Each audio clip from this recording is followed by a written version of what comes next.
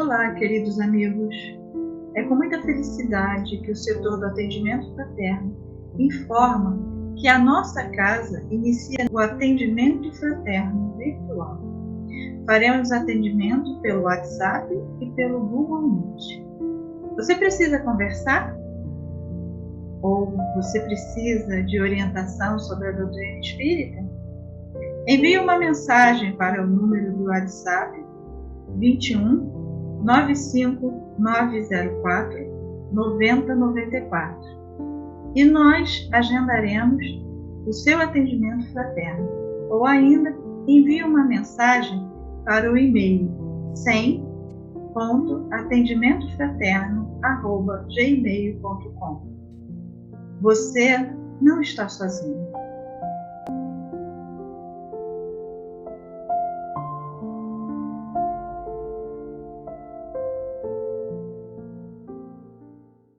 Olá, amigos queridos e colaboradores da nossa casa querida, o Centro Espírita Miguel. Gostaríamos muito de agradecer a todos que confiaram e continuam confiando em nosso trabalho, nos auxiliando com suas contribuições mensais para que a distribuição de alimentos não parasse. O nosso muito obrigado.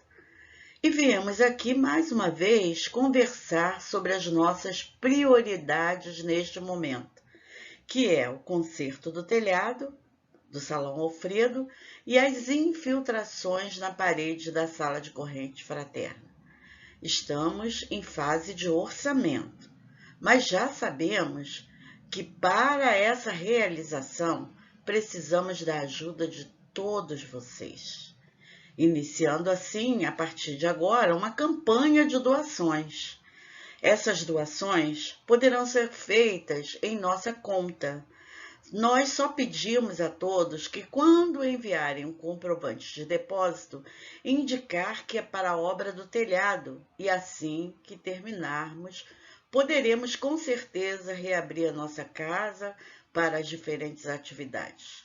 Juntos, somos muito mais. Que Jesus abençoe os nossos propósitos. Que assim seja. Agradecemos, assim, toda a contribuição recebida. O nosso muito obrigada.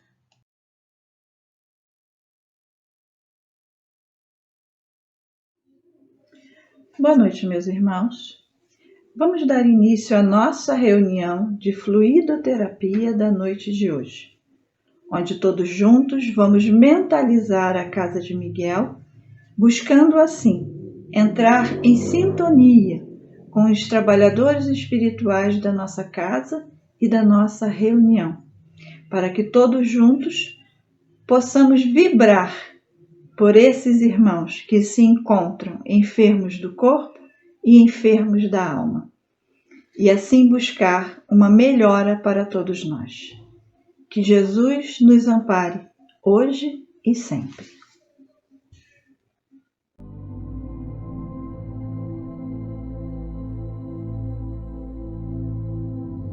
Olá, aqui vos fala Edivaldo Gonçalves, do livro Sinal Verde, psicografia do nosso saudoso Francisco Cândido Xavier, e a mensagem do nosso irmão André Luiz, número 5, Entre Cônjuges. Entre cônjuges. Prossiga amando e respeitando os pais, depois da formação da própria casa, compreendendo, porém, que isso traz novas responsabilidades para o exercício das quais é imperioso cultivar independência, mas, a pretexto de liberdade, não relegar os pais ao abandono. Não deprecie os ideais e preocupações do outro. Selecione as relações. Respeite as amizades do companheiro ou da companheira. É preciso reconhecer a diversidade dos gostos e vocações daquele ou daquela que se toma para compartilhar-nos a vida. Antes de observar os possíveis erros ou defeitos do outro, vale mais procurar-lhes as qualidades e dotes superiores para estimulá-los ao desenvolvimento justo. Jamais desprezar a importância das relações sexuais com respeito à fidelidade nos compromissos assumidos. Não sacrifique a paz do lar com discussões e conflitos, a pretexto de honorificar essa ou aquela causa da humanidade, porque a dignidade de qualquer causa da humanidade começa no reduto doméstico. Não deixe de estudar e aprimorar-se constantemente, sob a desculpa de haver deixado a condição de solteiro ou de solteira. Sempre é necessário compreender que a comunhão afetiva no lar deve recomeçar todos os dias, a fim de consolidar-se em clima de harmonia e segurança. Um grande abraço fraterno para vocês e até a próxima oportunidade.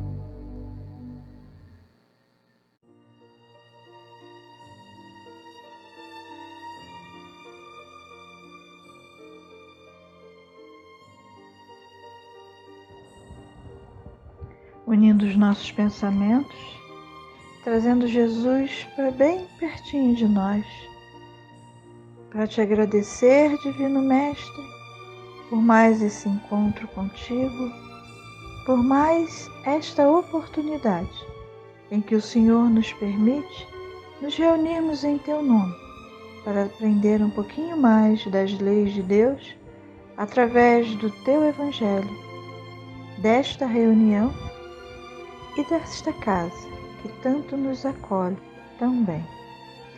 Muito obrigado, Senhor. Agradecemos também aos nossos mentores espirituais, mentores da nossa reunião e os mentores espirituais da Casa de Miguel, que tanto nos auxiliam e nos amparam. Que fiquem conosco no decorrer de todo esse encontro e que a Tua paz, Senhor, o Teu amor, sustente a todos nós, agora e sempre, e se estenda a toda essa humanidade que tanto precisa de Ti. Graça vos damos por tudo, Senhor, e assim seja, graças a Deus.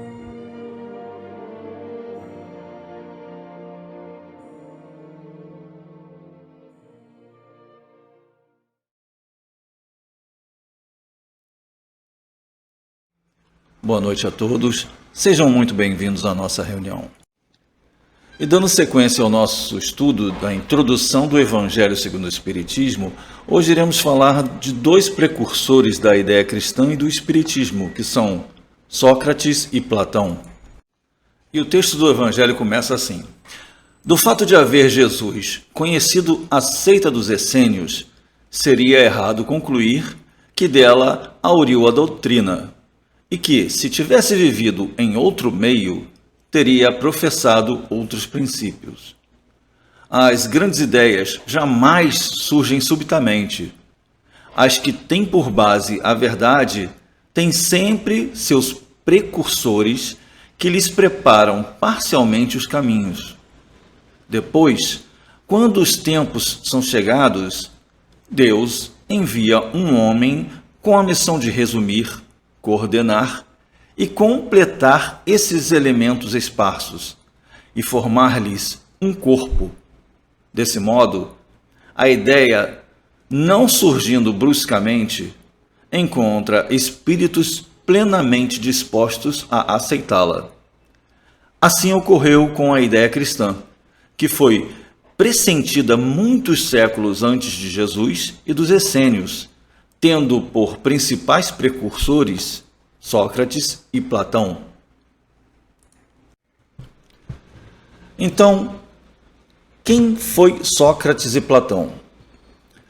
Esses dois grandes filósofos da civilização grega foram precursores, segundo Allan Kardec, da doutrina espírita e das ideias cristãs. Sócrates era um filósofo grego. Ele nasceu lá em Atenas, na Grécia, no ano de 470 a.C. e desencarnou em 399 a.C., já com 70 anos de idade. Ele era tido como o primeiro pensador a estabelecer os fundamentos filosóficos da cultura ocidental. Sócrates era pobre, filho de pai escultor e pedreiro, e sua mãe era parteira. Sócrates vivia embebido em seus pensamentos, né? Ele ficava, a maioria do tempo, sentado pensando.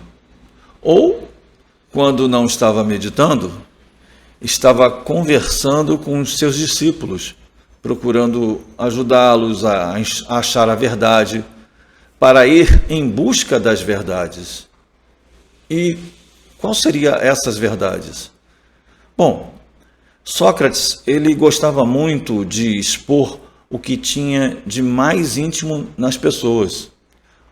O que tem de mais íntimo em nós? O seu autoconhecimento, né? A pessoa tinha que se autoconhecer. Por isso, não sei se vocês lembram aquela velha frase que todos dizem, né? Que foi Sócrates que falou: conhece-te a ti mesmo. Mas ele era uma pessoa extremamente tranquila, uma pessoa muito dedicada ao outro. Já Platão, também grego, né? Nasceu em Atenas em 427 a.C. e desencarnou em 347 a.C. Também foi um filósofo grego considerado um dos principais pensadores da história antiga. E Platão, ele era discípulo de quem? De Sócrates. Ele era tão parecido com Sócrates em pensamentos que ele deixou completamente as intenções de seguir a carreira política, porque ele estava pretendendo seguir a carreira política, para fazer o quê? Para seguir os ensinamentos de Sócrates. E ao contrário de Sócrates, ele era um aristocrata, ele tinha recursos, ele era de uma família nobre, de uma família rica, estudou todas as ciências que podia se imaginar naquela época. E Platão também teve uma excelente educação. Já o verdadeiro nome dele era Aristócles, que só foi dado a ele o apelido de Platão, que significava ombros largos, por ele ser uma pessoa que ele tinha um físico muito forte. Platão era uma pessoa que ele gostava de participar dos jogos na Grécia, então ele tinha esse porte atlético. Por isso o apelido de Platão, ombros largos. Platão, ele achava que tudo era referente ao espírito. Olha que interessante. Então, a mesma coisa que Sócrates pensava, Platão também pensava. Sócrates, ele falava da separação da alma e do corpo. E Platão também, a mesma coisa. Só que Platão vivenciava o estudo. Ele tinha mais recursos para isso. Para Platão, Sócrates era o homem com a moral mais elevada que existia naquela época. Ele gostava muito de frisar isso, que Sócrates tinha a moral mais elevada e o mais ético daquela época. Então, Kardec fala que todas as ideias novas que têm por base na verdade, elas não surgem de repente. Elas vão aparecendo aos poucos. A espiritualidade não faz as coisas de uma hora para outra, não é? Então, Jesus tem os precursores dele. E Kardec disse que um dos precursores de Jesus foi Sócrates. Por isso que Kardec faz essa comparação. Porque, tal qual Jesus, Sócrates não escreveu nada, absolutamente nada. Sócrates, ele conversava com os seus discípulos, ele conversava com as pessoas, ele ficava horas e horas perdido em falar dos seus pensamentos. E Jesus? Jesus também, não é? Jesus conversava com todos. E tanto Jesus como Sócrates nunca escreveu nada. Quem escreveu o que Jesus falava foram os evangelistas. E Sócrates, quem escreveu os seus pensamentos, os seus ensinamentos, foi Platão. Por isso, Platão ele tem uma ideologia de pensamento muito semelhante a Sócrates. Tem inclusive muitas frases que são de Sócrates e as pessoas confundem dizendo que são de Platão. E, por incrível que pareça, as frases de Platão, as pessoas pensam ser de Sócrates, de tão semelhante que são os pensamentos desses dois. Jesus e Sócrates, eles escreveram por palavras, ensinaram por palavras e por ações, eles deram seus exemplos, e com isso, o que aconteceu? Os seus discípulos acabaram os seguindo. Jesus até hoje, nós fazemos o que? O possível, né, para seguir os ensinamentos do nosso Mestre Jesus. O que Jesus pregou, o que Jesus nos ensinou, nos deixou, né, com amor, com perdão, com a caridade. Então, assim, falta muito para nós chegarmos perto do tanto que Jesus falou, do tanto que Jesus nos ensinou. E Jesus, ele foi acusado de corromper o povo com seus ensinamentos. E olha que interessante, Sócrates também foi acusado por corromper a juventude e a proclamar a um único Deus naquela época. Porque na Grécia Antiga havia o politeísmo, ou seja, a crença por vários deuses. Então, Sócrates, que proclamava um único Deus, acabou também sendo acusado e corrompido. E não somente Kardec, que afirmou que Sócrates teria sido precursor das ideias cristãs, mas os próprios cristãos dos primeiros séculos também disseram isso. E ao fazer o resumo do pensamento de Sócrates e Platão, Allan Kardec ele traça um paralelo entre muitas de suas ideias, muitos dos seus conceitos principais do cristianismo e principalmente com os preceitos da doutrina espírita.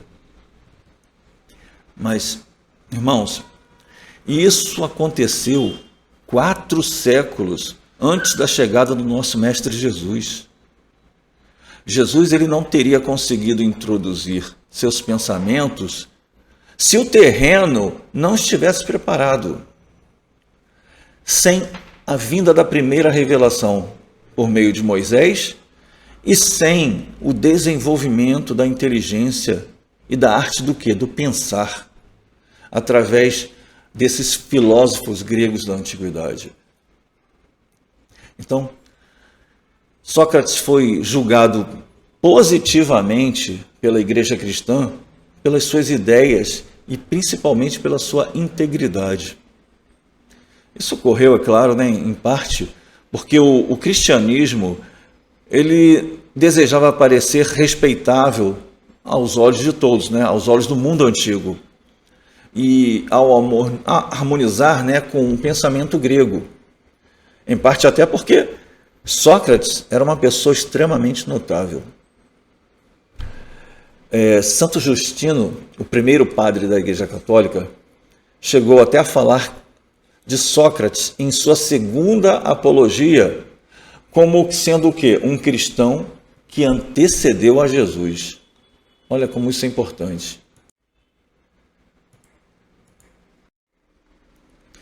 E o texto do Evangelho continua assim: o homem atingiu um ponto em que a luz sai por si mesma debaixo do alqueire e o encontra maduro para a enfrentar. Tanto pior para os que temem abrir os olhos. E chegado o tempo de encarar as coisas do alto e com amplitude, e não mais do ponto de vista mesquinho e estreito dos interesses de seitas e de castas. Estas citações provarão, além disso, que, se Sócrates e Platão pressentiram as ideias cristãs encontram-se igualmente na sua doutrina os princípios fundamentais do Espiritismo. Olha que simetria interessante entre a vida de Sócrates e a vida de Jesus, não é, irmãos? Aqui estão os principais tópicos dessas semelhanças ditas por Allan Kardec. Não que Allan Kardec quisesse comparar os dois, uma vez que, embora seja Sócrates um espírito elevado, nada se compara à grandiosidade espiritual de Jesus Cristo, não é verdade? Bom, vamos lá. Como eu falei anteriormente, Sócrates, como o Cristo, nada escreveu, ou pelo menos nenhum escrito deixou. Como o Cristo, Sócrates teve a morte dos criminosos, foi vítima do fanatismo por haver atacado as crenças que encontrara e colocado a virtude real acima da hipocrisia daquela época. Por haver, numa palavra, combatido o quê? Os preconceitos religiosos daquela época. Do mesmo modo que Jesus, a quem os fariseus acusavam de estar corrompendo o povo com os ensinamentos que o mestre ministrava, também Sócrates foi acusado por proclamar o dogma da unidade de Deus, da imortalidade da alma e da vida futura. Isso na época, na Grécia Antiga, isso era crime. Assim como a doutrina de Jesus, nós só a conhecemos pelo que escreveram seus discípulos, a de Sócrates só temos conhecimento pelos escritos de seu discípulo Platão. Igualmente interessante registrar essa observação oportuna que Kardec fez a respeito do maior filósofo de todos os tempos, não é? Posteriormente, Platão, ele registrou o pensamento do seu mestre Sócrates e adicionou ao seu corpo os seus próprios pensamentos, ao ponto de se confundir até hoje, ainda o que pertence a um ou a outro. E, além de anteverem as ideias que Jesus traria à humanidade terrestre, isso naquela época, em seus pensamentos, nós encontramos os princípios fundamentais do Espiritismo. Em O Evangelho segundo o Espiritismo, lá na sua introdução, nós vamos ter a oportunidade de estudar uma lista de 21 tópicos que confirmam isso. Isso durante esses nossos estudos. Nada, né, a se estranhar, considerando-se que o pai da filosofia, ele era assistido pelo seu daimon. E o que é um daimon? Daimon é uma espécie de espírito protetor, um espírito gênio, que havia sido designado para auxiliar Sócrates em sua missão aqui na Terra. Que interessante. É a missão, sim. Como Sócrates, inclusive, ele confirmou ao espírito do conhecido Humberto de Campos, no livro Crônicas Além Túmulo, em 7 de janeiro de 1937. E essa psicografia, pelo espírito Humberto de Campos, diz assim: nosso projeto de difundir a felicidade na Terra só terá realizações quando os espíritos aí encarnados deixarem de ser cidadãos para serem homens conscientes de si mesmos. Olha, essa colocação ela mostra, né, o quanto somos bairristas, né, apegados aos papéis sociais ainda, ao egocentrismo. Nós realmente precisamos avançar nesse autodescobrimento, na solidariedade, no universalismo, né? E aí ele continua assim: por ocasião deste encontro, o conhecido irmão ousou fazer-lhe algumas perguntas para colher material a ser relatado à humanidade terrestre. Para uma delas, Sócrates lhe responde sobre a sua colocação para a vinda de Jesus, o que, diga-se de passagem, confirma o entendimento dos primeiros padres da Igreja de Allan Kardec e também dos estudiosos e filósofos de que Sócrates teria sido um precursor do cristianismo. E assim, mais uma vez, agradeço a Deus, ao Mestre Jesus, à Casa de Miguel, aos meus coordenadores e a todos vocês por mais essa oportunidade. Fiquem com Deus.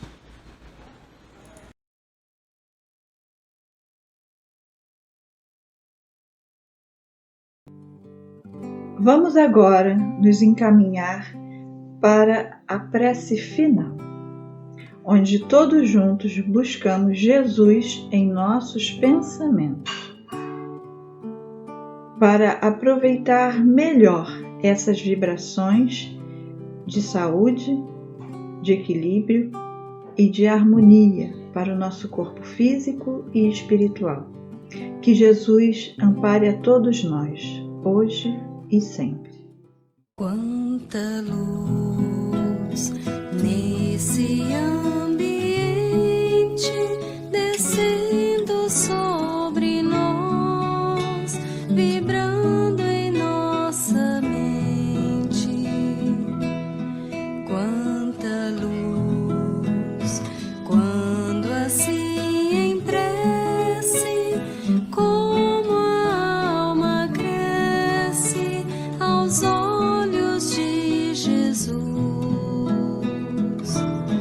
Quanta luz, pois em oração a voz do Mestre fala ao nosso coração.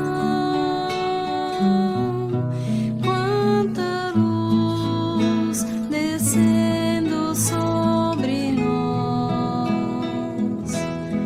Quanta luz, quanta luz.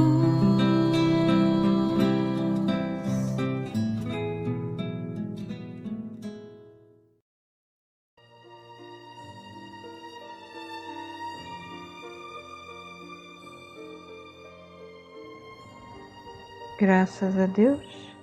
Obrigado, Senhor, por mais esse banquete que o Senhor nos permitiu na noite de hoje, onde alimentamos em espírito com essas orientações do nosso Divino Mestre Jesus para nos ajudar a caminhar pela face da terra, ajudando também a harmonizar o nosso corpo físico e espiritual. Que possamos, Senhor, todos nós, enfermos do corpo e da alma, sairmos dessa reunião bem melhores do que aqui chegamos, e te dando graças por tudo que somos, por tudo que temos e por tudo que do Senhor recebemos hoje e sempre. E assim seja, graças a Deus.